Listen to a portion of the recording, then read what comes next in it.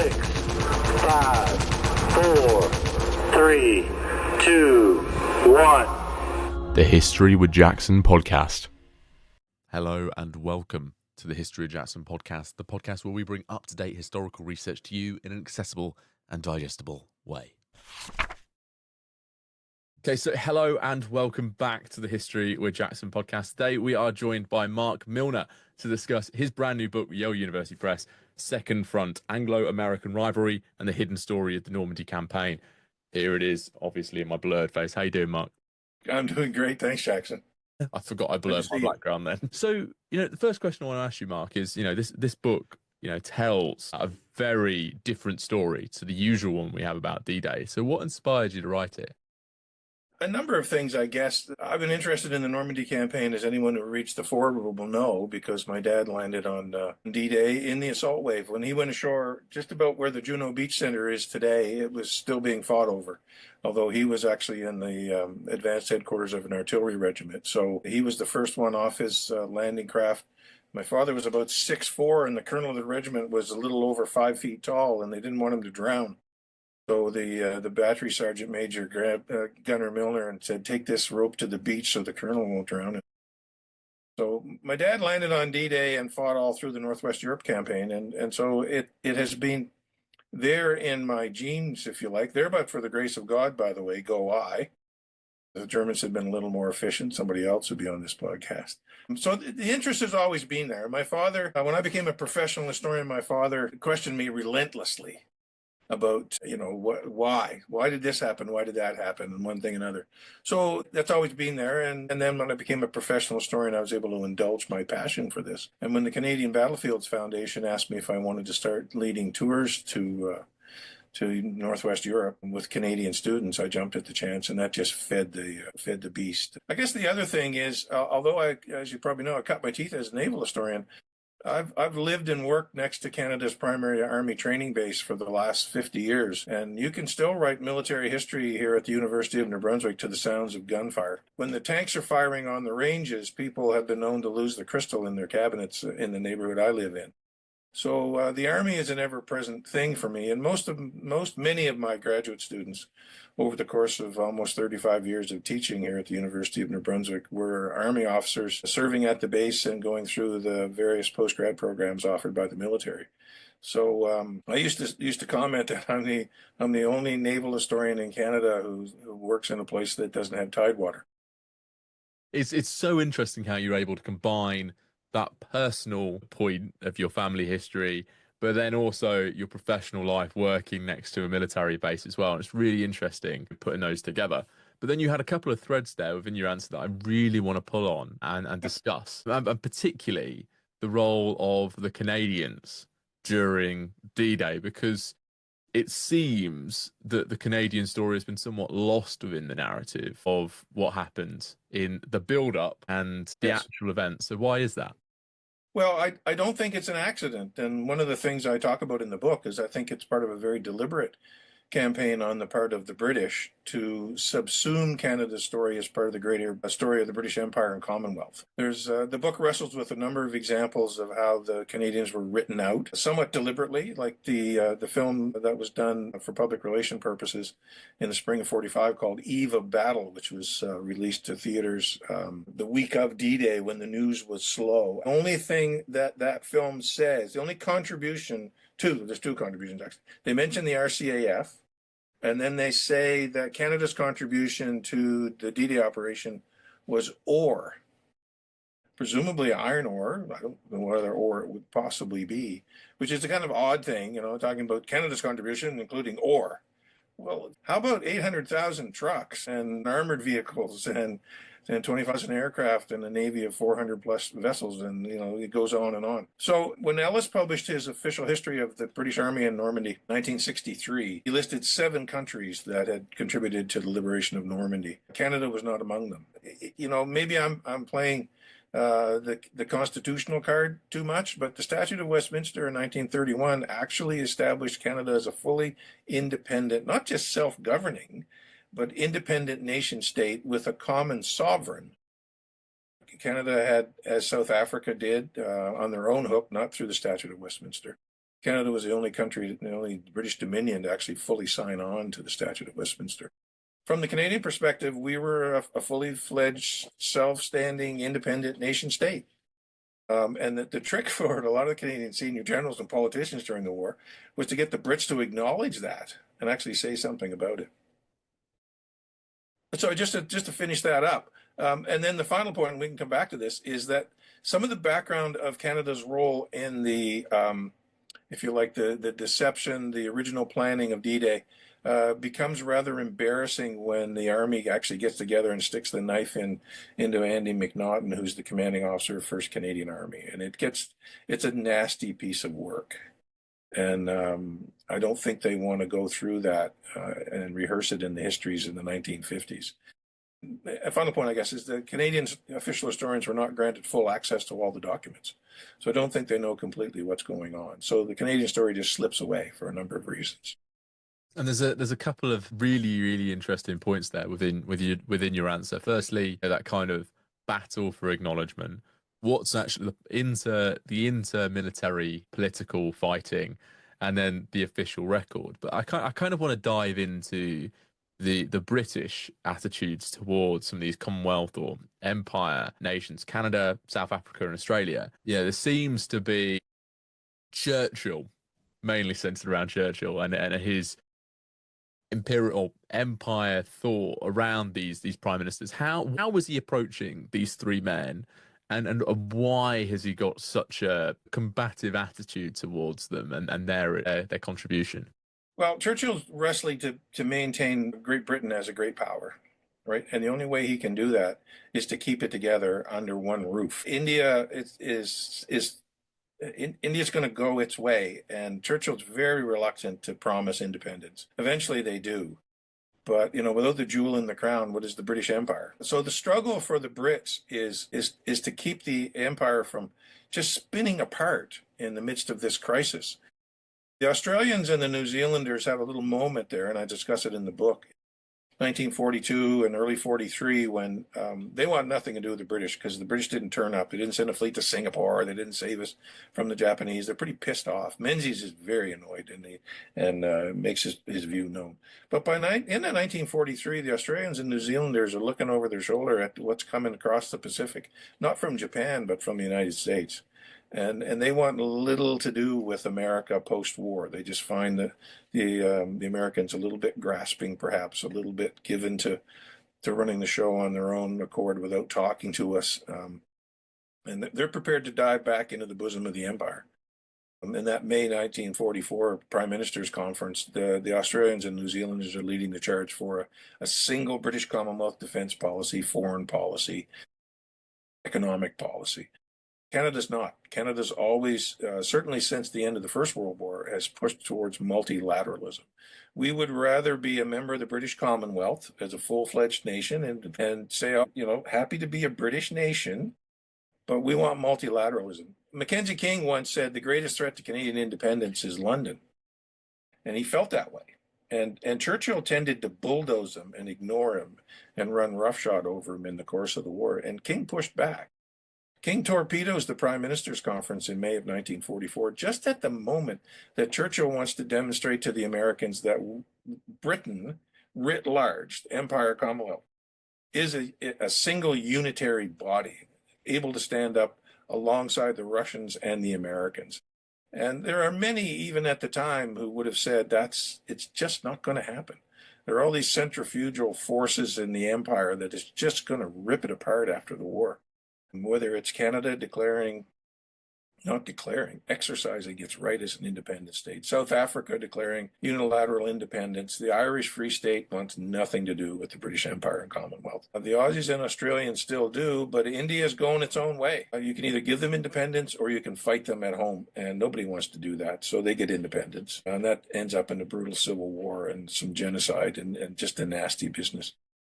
Churchill's not in a position to control all those, although he tries. He and the Tory imperialists are really hoping that they can keep this shaky coalition of what is the British Empire together as a single military, economic, political power. All the writing is on the wall. It's on the wall in the 20s and 30s. And the Canadians are prepared to be a British nation, but hey, we're out here. Don't forget us.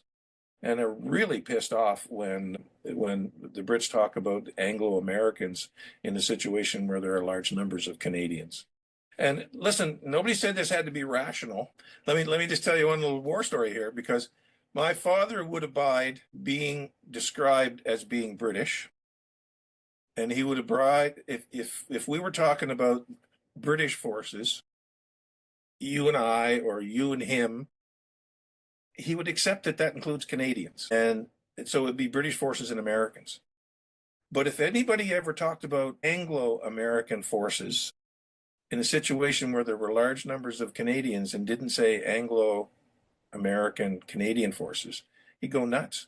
And in particular for Americans, if you heard Americans talking about British forces, but not distinguishing the fact that there were large numbers of Canadians there, he'd get very upset.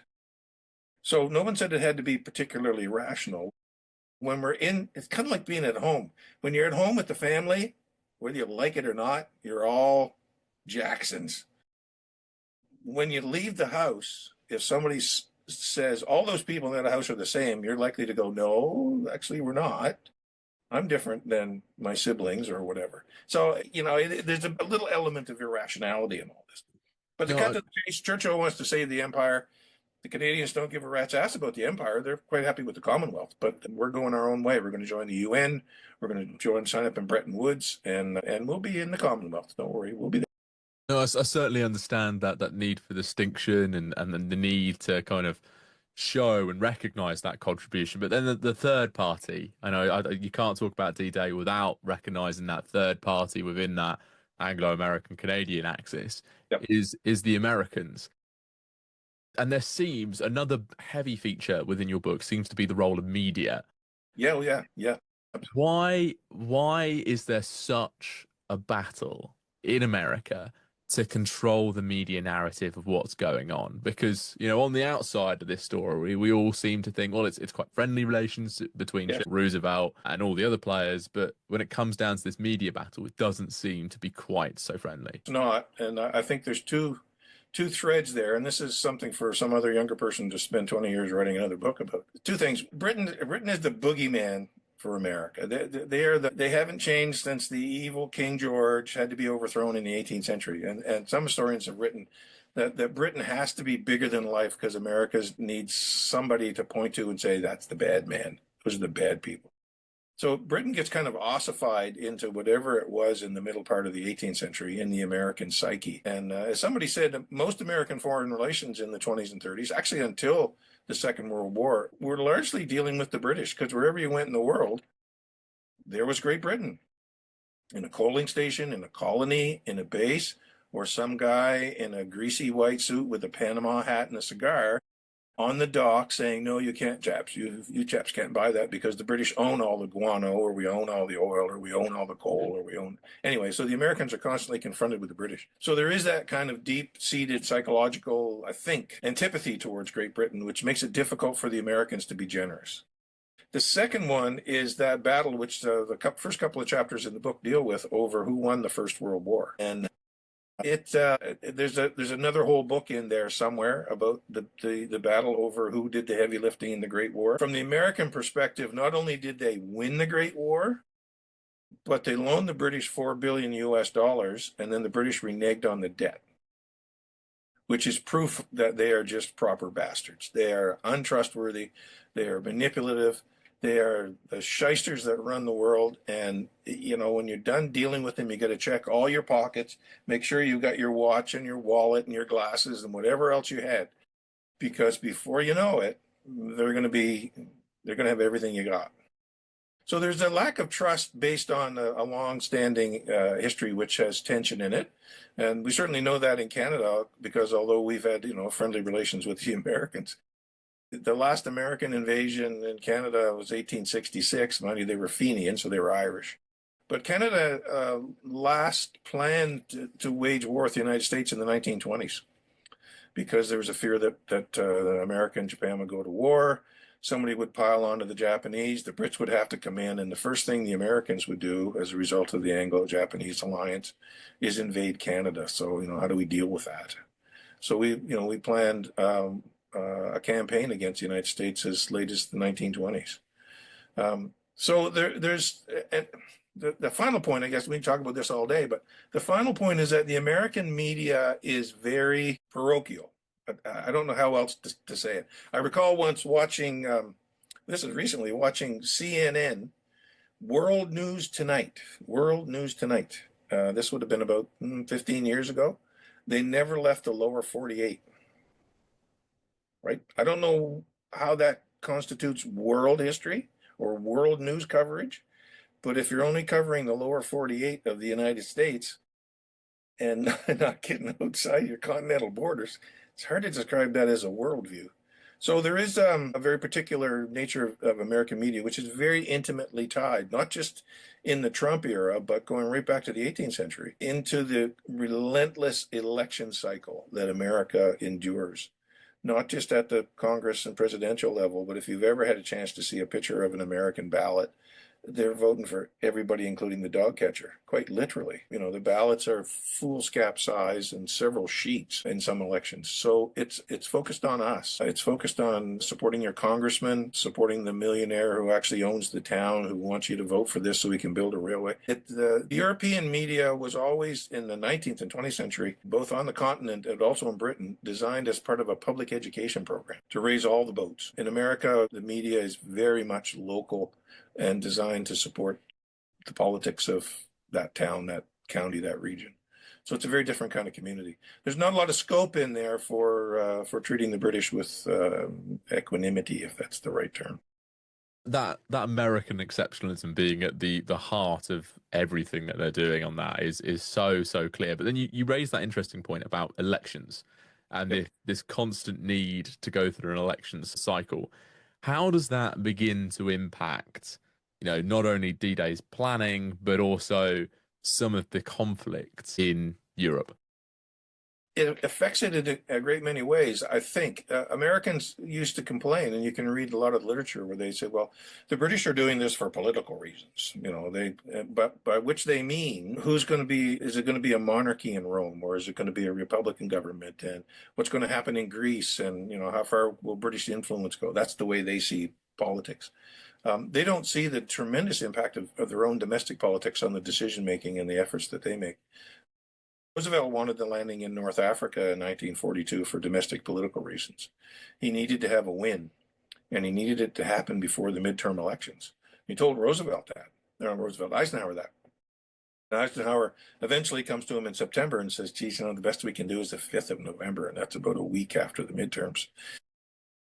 Roosevelt doesn't do too badly in the midterms, but he doesn't get the kind of overwhelming control of either the Congress or the Senate that he would like to wage war in the way he would like. He still has to be very careful about the Southern Democrats who support the British but also support the Jim Crow laws. And it's hard to remember for most of us that the Democrats used to be the people who supported slavery and were quite prepared to impose really quite restrictive and draconian electoral measures on the South to exclude the black vote. So it becomes a problem. In 44, Roosevelt needs to get the economy sorted out, which he does at Bretton Woods, although later than he would like, because Bretton Woods is July. He wants to do it in May, because he wants to use it as a key part of his electoral platform. So America has won the economic battle. He's also very mindful that he has to run for a 4th term. So that, as somebody said, so that the headlines next spring don't say Churchill, Stalin, and Dewey celebrate Allied victory. And the success in Normandy has to happen before the Democratic National Convention, which takes place in July. So there needs to be, and I probably should have drawn this out more in the book, there needs to be demonstrable success in Normandy before Roosevelt announces his intention to run for a 4th term. If Normandy is a disaster, then he's got to think, what do I do? When Normandy becomes a success, then he can announce that he's running for the 4th term and he can become Dr. Win the War, which he does. So in the American mind, American victory is central to the whole concept of reelecting Roosevelt for a 4th term and demonstrating that when the war does end, this war was won by America. It'll be unequivocal. So there's a connection between domestic politics and the pattern of the war, which could have been drawn out better in the book. And because it's an interesting question, and thinking back, I ought to have done that. But the original manuscript of the book was 500,000 words, and I had to beat it down to 250,000. That must have been a painful task. I've got it on the chair over here. I can show you the ream of paper it's 15 inches high. The draft chapters. Your editor must have had a lot of fun then. It was a brick. It gutted me. Writing it to begin with was okay because there was a pandemic on and I was retired. Nobody could go anywhere. I couldn't even leave the house. But then cutting it back from 500,000 words to 250,000 words, that was brutal. But on the topic of conflict there, I didn't quite realize in this story there was so much conflict, not only on the soil, on the ground in Europe, but like this political infighting and all over the shop, really. But then the one that struck me the most was the fighting, or the real politicking between Eisenhower, Monty, or Montgomery, that is, Brooke, and Patton. Why is there so much conflict between these four figures? Well, I think you should chuck Marshall into that. The British idea was that if we can just weaken Germany by bombing, blockade, subversion, revolution, all that kind of stuff, we can invade with a comparatively small army and do two things. Maybe this is a better answer already. One is avoid the casualties of the Great War. Nobody wants to go back to that. And the second is we can do it as Brits. We don't have to put up with Wilson and the Americans tinkering with some idealized concept of what Europe should be after the war, which we know is probably not going to work because Brits are more, involved in realpolitik than creating this image of a perfect world. And the Americans come along and they look at it and they say, there's only one way to do this. You do it the same way you did it in the American Civil War. You do it the same way you did it at Meuse-Argonne. You get everybody into line and you just give her. You just attack. So we have to get everybody in France, as many as we possibly can, and we need to go to Berlin because that's the only way this is going to end. The main body of the main enemy engaged in the main theater, very Jominian, right? So there are different ideas about how this should be done. And North Africa creates enormous tension because American generals don't want to be there. They see this as total sideshow. And Brooke has an enormous difficulty convincing Marshall that supporting operations, deflecting the Germans, taking the Italians out, and nobody talks about this in the strategy much, but relieving the stress on British shipping by opening the Mediterranean so you can use Suez rather than going all the way around Africa. Those are all really important things for the Brits. Not for the Americans. They don't really care. They just want to go to France. And so a lot of the tension is over how you do that and how you fight. And then you get the prima donnas involved. You get who is clearly a media hound and a prima donna. And by his own admission, or Patton's admission, Montgomery is the same, and he's right. And as I told one person who asked me, so why are they doing this? What's going on? Well, both America and Great Britain are democracies. You need to fire the people with almost a kind of zeal in a crusade to keep the production up, to keep the sacrifice up, to keep the push on, to end the war. And you do that by creating people like Montgomery. Certainly by 1945 is utterly insufferable if he isn't before. But a pretty good general, all things considered, and a bit of a prima donna. I mean, you look at his pictures, he's never actually in uniform. He's got a pair of corduroy pants on and a wool sweater and a beret that's got two badges going in different directions and some kind of bomber jacket. Must drove the Americans absolutely nuts because he didn't actually conform to any dress regulations in any army that anybody knows of. And Patton's just the other way. Of course, it's all spit and polish with his pearl handle pistols and his buttons and his polished helmet, but it's all show. It's all public relations. But you are dealing with prima donnas, both of whom, in the case of Patton and Montgomery, have ideas of how this is supposed to go down. And then who's actually doing the heavy lifting. And they fight over that stuff. And then they have to fight with the air guys because the air barons are convinced that they can win the war by bombing Germany back into the Stone Age.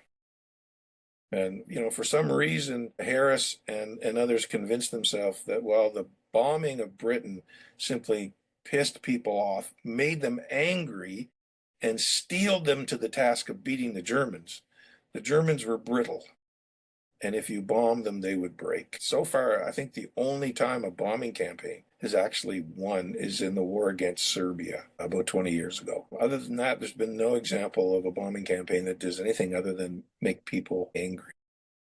So what kind of image have Americans got about what's going on in Britain at that point? Because you've already mentioned they seem to think that they're there to win the war.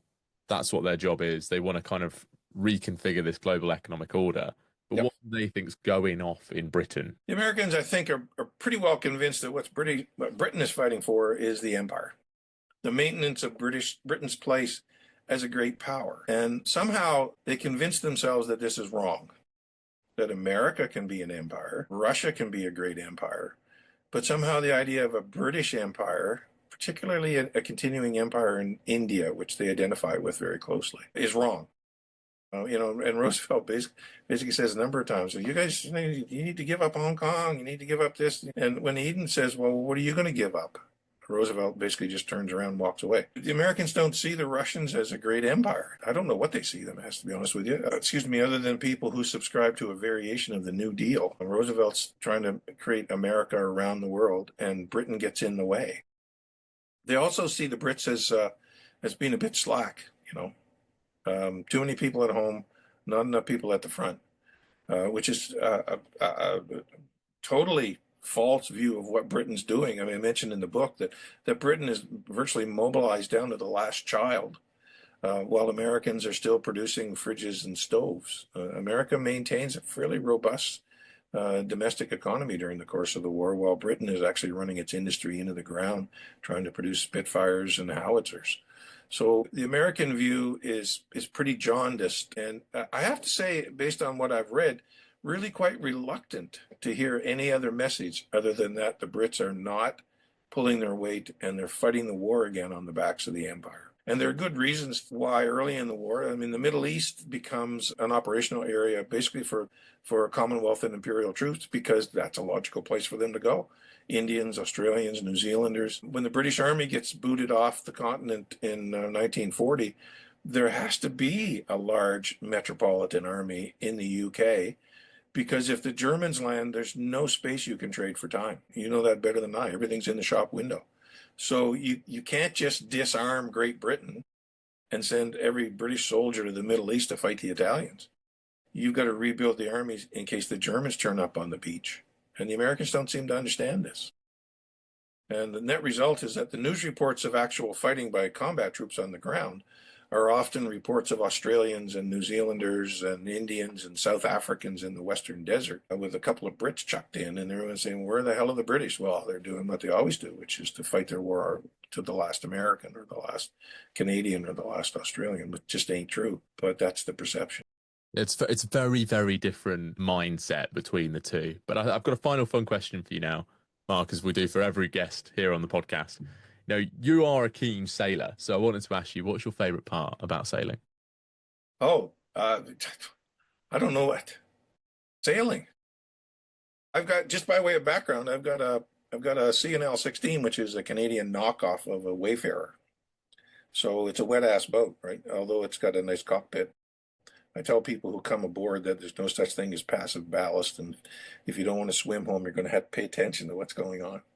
But I have a cottage down in Nova Scotia on Northumberland Strait, so it's kind of like sailing in the Solent, between Portsmouth and the Isle of Wight. It's an open stretch of the sea with a nice island to break the larger surf that might roll in, but it kicks up pretty good.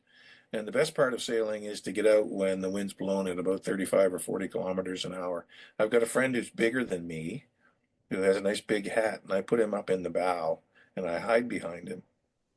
And when we're crashing through the oncoming seas and the spray is coming over, I get the duck, and then I look at him and he's just drenched, and it's great fun. Where I keep it is in front of our cottage on a sandbar. So on a nice day, as the tide comes in, I can just grab my life jacket and go down and unhitch it from the mooring and wait till the tide comes up between the bars and kick it off and pull it out and go for a sail. It's great. I have had it out on the broad reaches of the North Atlantic. I've used it for many years to sail camp around around Atlantic Canada, along the coast and up and down the rivers. And on one occasion, we got it out on the broad reaches of the North Atlantic between mainland Nova Scotia and Tancook Island, and that was awesome. That was awesome. The rollers were running big enough that you actually surfed down the backside of the long ocean swell, and then you sailed up to the top, and when you got to the top, you could see everything. You see the island, you could see the mainland. And then when you slid down the backside, you couldn't see anything. You could have been anywhere in the world. We did that for a couple hours, and then there was this kind of holy shit moment that, geez, we don't stop now. The next stop is Africa or something. We better get home. And the wind came up in the afternoon, and we had to bring the jib in and furl the sail and scuttle home. It's just, for me, that I've been sailing that little CL16 for almost 40 years, and I'm still learning something new about how it behaves and how to get the best out of it. So it's just good fun. That is an absolutely awesome answer. That is absolutely brilliant. Hey, this sounds like awesome experiences as well. If people want to grab a copy of Second Front, where can they go?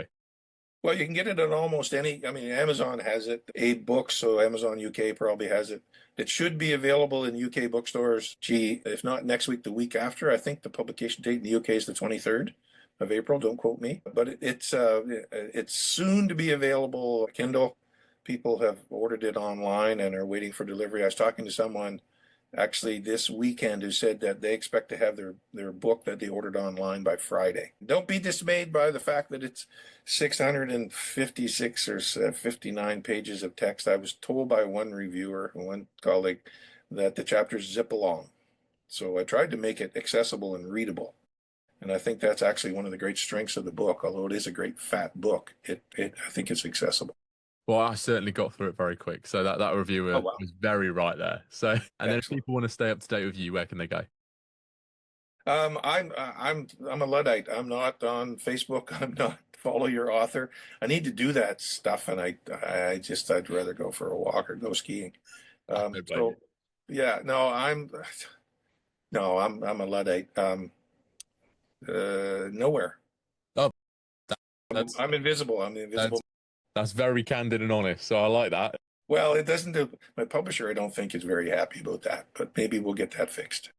But thank you very much for coming on, Mark. Appreciate it. Jackson, thank you very much for the opportunity. All the best. 10, 9, 8, 7, 6, 5, 4, 3, 2, 1. The History with Jackson podcast.